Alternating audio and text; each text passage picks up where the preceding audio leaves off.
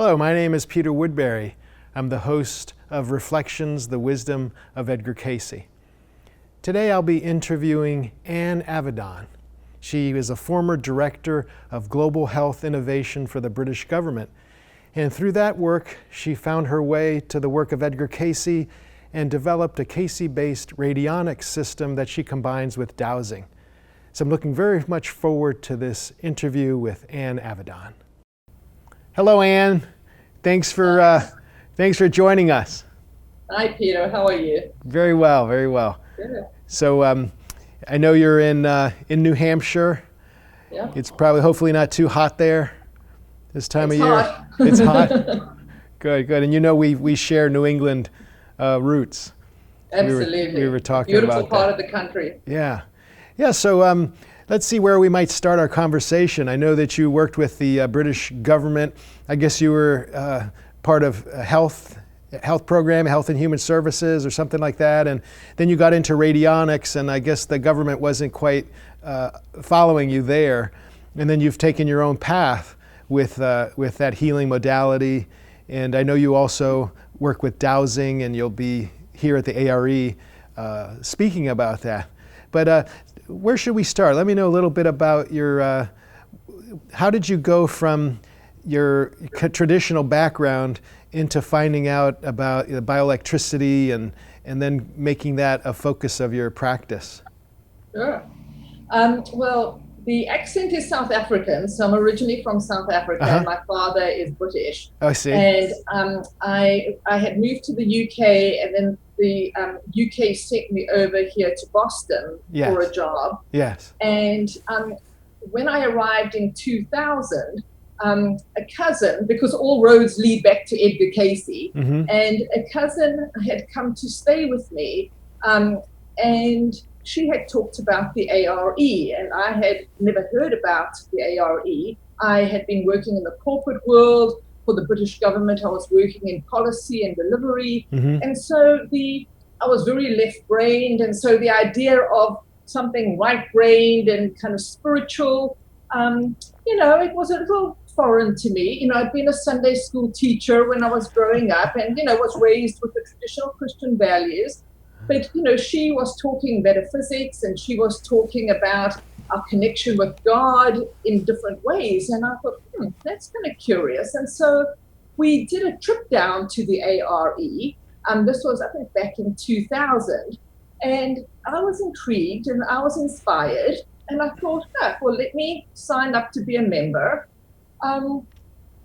And after going to the A.R.E., I remember saying to my cousin, wow, I wish Edgar Cayce was alive now so I could get a life reading. I'm sure many people say that. Yes. Because I would love to know what my past lives were and get some kind of clarity on my mission and purpose in life. Anyway, but I then got caught up in the corporate world.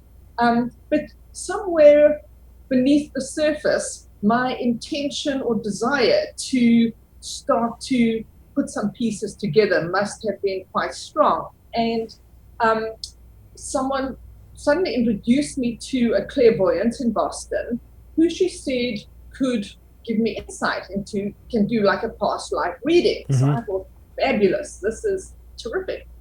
And so I went to get this past life reading and was pretty much blown away. I mean, I thought, wow, how can someone who's never met me before give me such clear insight into my desires and tendencies and so on. So I then signed up for a monthly program she was doing on philosophy, meditation, and spirituality.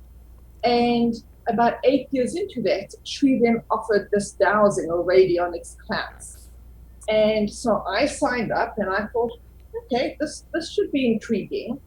And particularly for me, I like to see concrete answers. I'm very left-brained. So if I would meditate or I'd be trying to ask for an answer, how do you know when you know? How do you know when it's absolutely clear or you're just thinking the answer? And so what I found was that the pendulum was a great tool for actually giving clear answers. And so for me, that's really what drew me to it. I see. So it's really in some way it was initiated through learning a little bit more about Edgar Cayce and kind of sparking that. And explain to me the connection, because with radionics, my understanding is it has to do with bioelectricity. Is that correct? And then, right. So when in the Edgar Cayce has got, he's got a circulating file on radionics, A.R.E, and in that it talks about a machine where dials have to be calibrated to broadcast energy or vibration to activate healing. mm-hmm. And in essence, what I do with the pendulum is almost like a DIY version. So for many people, if anyone reads the Edgar Cayce readings on radionics, A.R.E, or even the radioactive machine and the appliances and so on, when using vibrations, vibrations are subtle. Energy is subtle, and so often Edgar Cayce would talk about multiple treatments, multiple repetitions of the Radiac machine or whatever to start to activate the healing. It wasn't necessarily just one shot and suddenly you're miraculously healed. Yes. And so, but for many people, even back then and even in today's world, they didn't have the money often to pay to go to a practitioner and to have these treatments applied, or even maybe didn't have the discipline to apply them themselves. And so everything is energy, everything is vibration.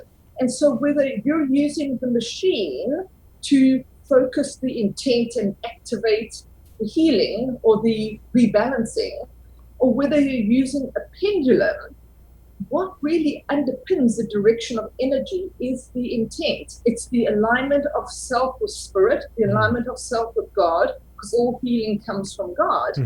And then the pendulum is a great tool for then focusing how that energy is directed. And when you think of placebo and the biology of belief, that if you can use the tool while holding the intention of that vibration activating healing, well, that's where miracles happen. That's where really interesting things happen. And so I've found over the past 8 to 10 years, I do pendulum work daily, and I work on others, and I can say it has transformed my life. It is absolutely amazing. And so what I'm hearing, or the way I'm interpreting it, is that you, in a way, become the radionics machine, meaning that you're taking the place of that, and you're using spiritual energies and transmuting them through your consciousness and through the pendulum, and then into the person to have access to awaken or to heal. Right, and so it's a direction of energy. So when people ask about dowsing and what is dowsing and how does it work, so traditionally dowsing, is the use of a tool, whether it's a pendulum or a dowsing rod, to get answers to questions or to find hidden objects and so on. So actually, even in Britain today, the water companies, 7 out of 10 water companies admit that they use dowsing to help find pipes and water. So there's a recognition that everything has vibration, and with the dowsing rod, the intention is set to tune in to that vibration and then to let in the energy guide. And so with traditional dowsing, it's about asking questions. Where can I find water? Is the castor oil packed 3 days in a row good for me? Should I take the wet cell appliance? Should I, focus on diet? What's the optimal blend? And so you can really use a pendulum very effectively with the Cayce remedies, for example, looking at the blend of interventions or remedies that might be optimal for one's recovery or balance or health and well-being. So there's dowsing, which is asking the questions, but then you can also use the pendulum to broadcast or send the remedy or the vibrational remedy. So in Kevin Tedeschi actually had a really good book on vibrations, and I think anyone that's interested in dowsing work or energy work would really benefit from reading this, because it really shows that everything has got its own unique energetic vibration. And so depending on what your intent is, that you can really get very focused and very specific with the pendulum. Oh, this is fascinating. It's so much broader than what most people would connect with dowsing. Yeah. Oh, it's I think that this work that for people where pendulum work resonates or interests them, Mm-hmm. I think that the transformative power by having the tool, now the healing comes from the divine and the attunement of our consciousness to the divine. But when you can use the pendulum as the tool to get very specific, are we sending healing at the physical level, the emotional level, the mental level, the etheric level, the astral level? We can get really, very specific. And do we want to broadcast the vibration of a crystal, the vibration of a color, the vibration of a homeopathic vibration? So every herbal, any substance has got its own vibration. And when you ask the pendulum what remedy is needed, it is possible to broadcast those remedies to, rebalance and to heal relationships, to heal work situations, to heal pets. Everything's energy, so there's no limit to how it can be applied. So how did you get started? Like, I follow you, how you got interested, but then how did you develop a practice? Like, did you start working with friends and then word of mouth spread? And was that the method? Or, I mean, is this how, do you have this practice almost like full time? Do you work in person or can you work remotely? I can work in person or remotely. Mm-hmm. So the thing about energy is that you don't have to be with the person. It's almost like the quantum entanglement. And I've actually done quite a lot of reading around quantum mechanics. One of the interesting things around quantum mechanics, because it actually is pertinent to the power of intention, mm-hmm. is for the longest time, scientists were saying light is a wave, light is a particle, but they didn't understand when light would act as a wave or when light would act as a particle. Mm-hmm. And now some of the work that Tom Campbell is doing, Tom was linked to the Monroe Institute. You might be familiar with Robert Monroe. Mm-hmm. And he's saying that actually what happens is that a wave exists as probability. So there's a probability, but when we focus our intent and expectation, it collapses the wave to the particle. So this is where you bring matter into reality. So scientists are really starting to look at this now, and even I'm not sure if you're familiar with the Seth material, mm-hmm. but Seth talks about electromagnetic energy units that sit beneath the level of molecules and particles, and these, through intention, get brought together to bring things in.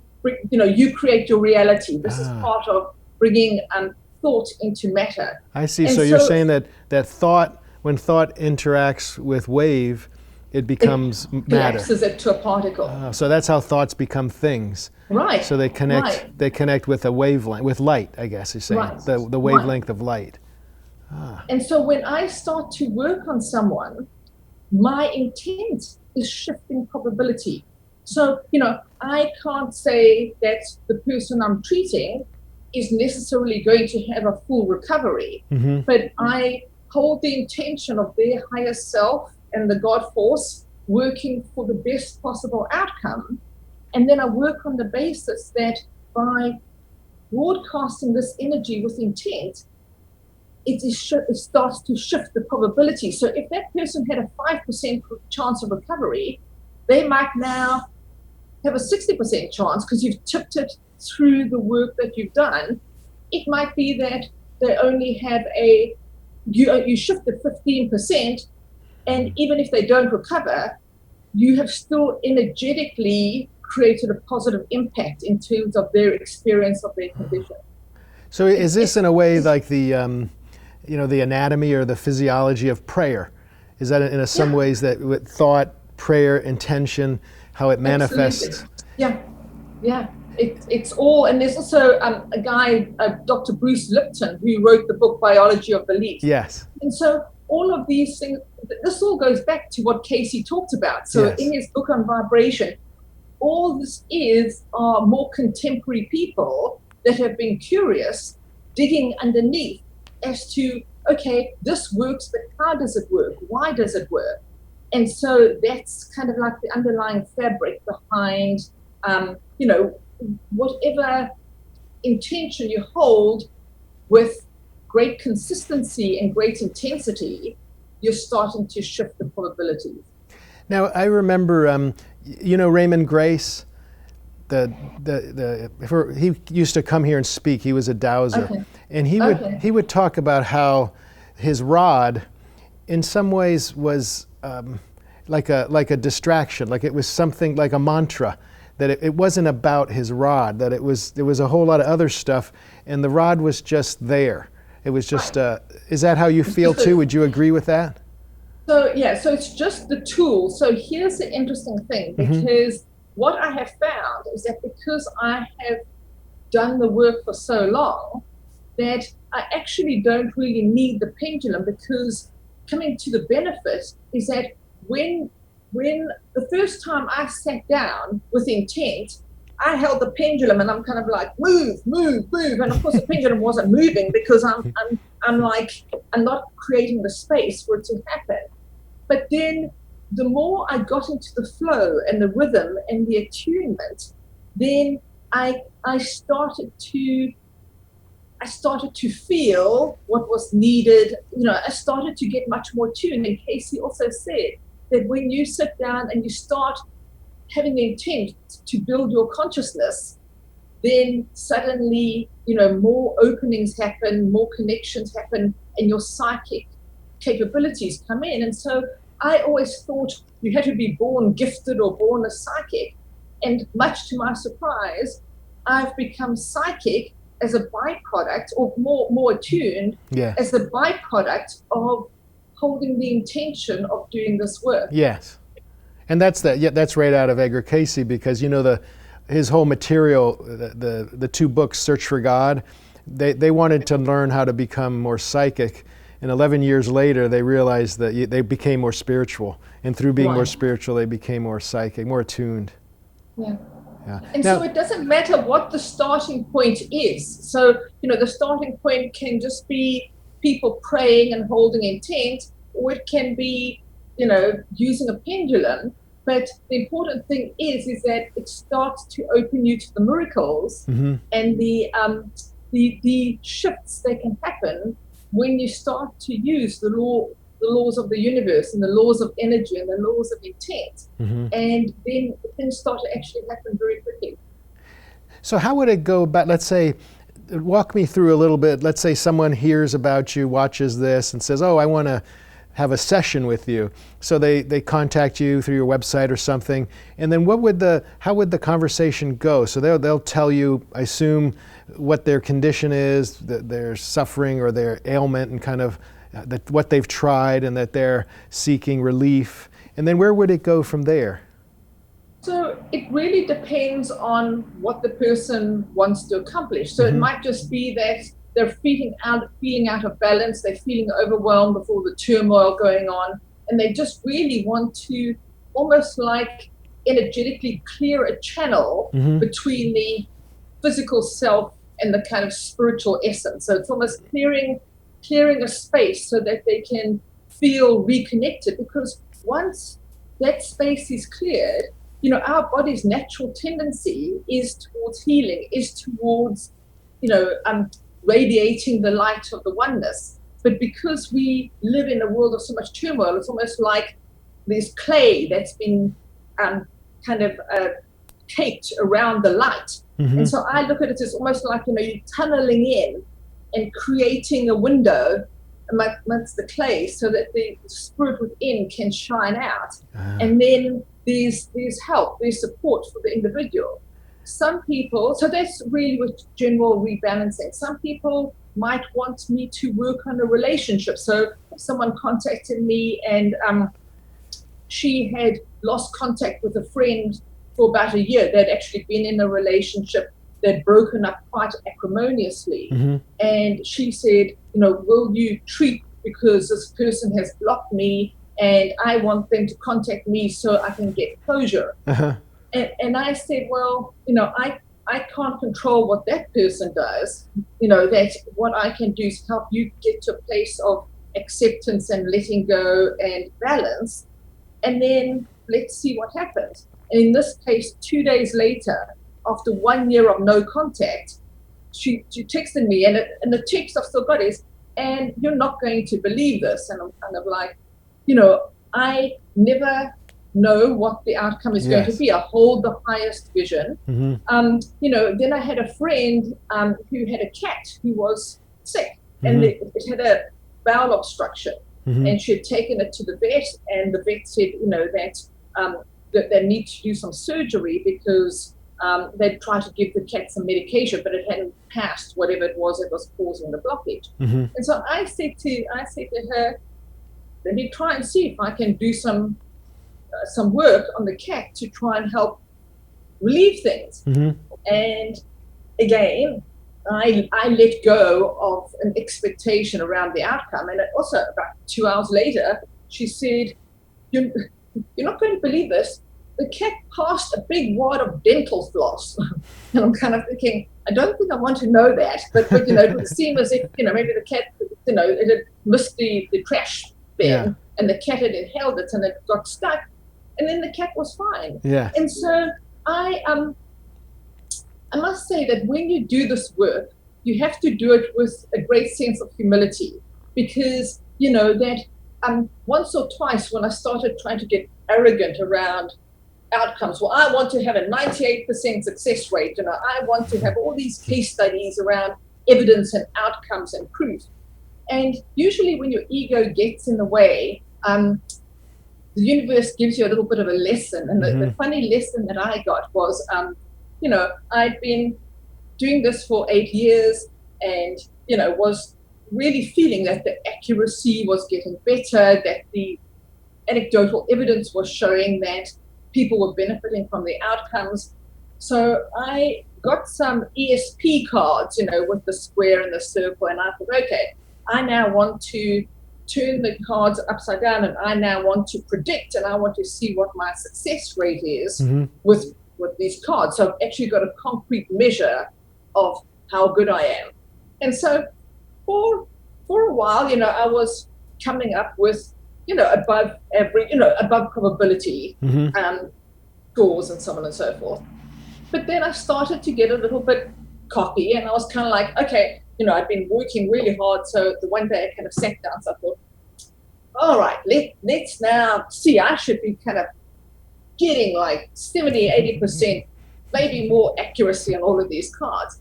Well, and the way I would do it was I'd have all the cards turned down, and I would do all 20 in the deck. So I would say, I want the sequence and whatever. So I would write down all 20, and then I would look at the sequence and the accuracy. Well, I sat down and I was all kind of arrogant and egotistical. I did not get one right. I mean, that's the opposite of, like random and probability would suggest that you would at least get 1 out of 20. So that's psychic itself. Everyone was 0. And I was sitting and I'm kind of thinking, you're kidding me, right? And I called my friend in England. I said, well, I'm obviously a failure at this stuff because I was getting really good scores. And how's it possible that I could get 0? And she said, maybe your ego's getting in the way a bit. Maybe this is the universe saying to you, this isn't about, oh, this is a great result. This is about keeping your focus that Spirit's doing the work, hold the intention. This is sacred work that you're doing, and let go of that. And so, if people are interested in learning about the pendulum, I do think that, humility, a real letting go, a real desire to help others, a desire just to be used as a channel, to harness the energy that's there. And so I've learned a lot along the way, and it's been fun. It's been so interesting. It sounds great. Now, when you did do some past life kind of work, is there anything, is this life in some ways a continuation of other, have you been involved with healing and prayer and mysticism in other lifetimes, I would assume? Yeah. I had a life as a nun, as a Buddhist monk, Okay. as a priest. So yes, definitely feel there's always been that kind of undercurrent of that connection to God. And here's another interesting thing that I actually just did 2 days ago, and I think that you had asked what are some of the most surprising results that I've had doing this work. And 2 nights ago, I was thinking about our interview, and I was reading back through this book, and Kevin had said that Cayce had talked about names and the vibration of names, and he had also talked about the entity, the higher, we have the entity or the higher self, and so on. And in the Seth material, Seth refers to Jane Roberts and Robert Butts as Joseph and Rupert, and he says, I refer to them by those names as the entity names, so that the soul name, if you will. So I thought, all right, well, 2 nights ago, I'm going to now, for the first time, ask the pendulum, what is my entity name? What is my soul name? So I sat down, and I have the alphabet, and so I asked the pendulum, and the first letter came back was I, the letter I. I'm kind of thinking it's probably Ivan the Terrible or something, Anyway, and then the next letter was L-E-Y-A. So I got this word that said Elea or Alea. And so I felt the vibration. I thought, that's a beautiful name. I wonder what it means. I've never heard it before. Right. And so I Googled Elea. And what I found was that in the old Arabic nomadic tribes, that there was a date, it's like Eid al-Alea, and it was a date where for all the family members that had left home, that when that time of the season came around, it was a signal to return home. And I was blown away because I thought, wow, for me it's returning home to God. So the way I thought was, this is a higher self name, and that's what they say it means. It's time to return home. Oh, that's and beautiful. I thought, wow. And so it's really curious, and that's why I hope that members of the A.R.E. are just curious to come to the program, because there's so many ways that you can use it. You can ask, what is my sacred number? What's my sacred color? So how this can apply to the Cayce readings. There's so many ways that you can look at specific ways of, some of the Cayce remedies that may be needed. It might be just curiosity around what particular music tone do I vibrate to, so there are lots of ways, and that's what I hope, that whoever attends, that will have some real fun in experimenting and getting curious about how to use the pendulum. Well, because as I'm hearing you and your work, Elea sounds perfect, like almost like your brand or your website, because that's what it seems like you're doing. You're returning people home. And Cayce said all healing is returning the vibration to God forces, so that illness is getting out of the God vibration. And so that through prayer and through whatever mechanism, in some ways you're returning people to the God vibration or returning them home. So what a nice affirmation of what you're doing. Yeah, it's a great tool, and I think if whoever attends and where this modality resonates with them, they will find that with applying the pendulum with consistency. I didn't make it work the first time, but I was curious and I was interested, and it has been the main catalyst in my journey home back to the oneness. It's been wonderful. Yeah. Good. Well, I'm certainly going to talk up your program. It sounds like it's the intention. It's the spirit is there, and certainly the message of Edgar Cayce. But time has flown by. Is there anything that we haven't covered that you'd like to bring up?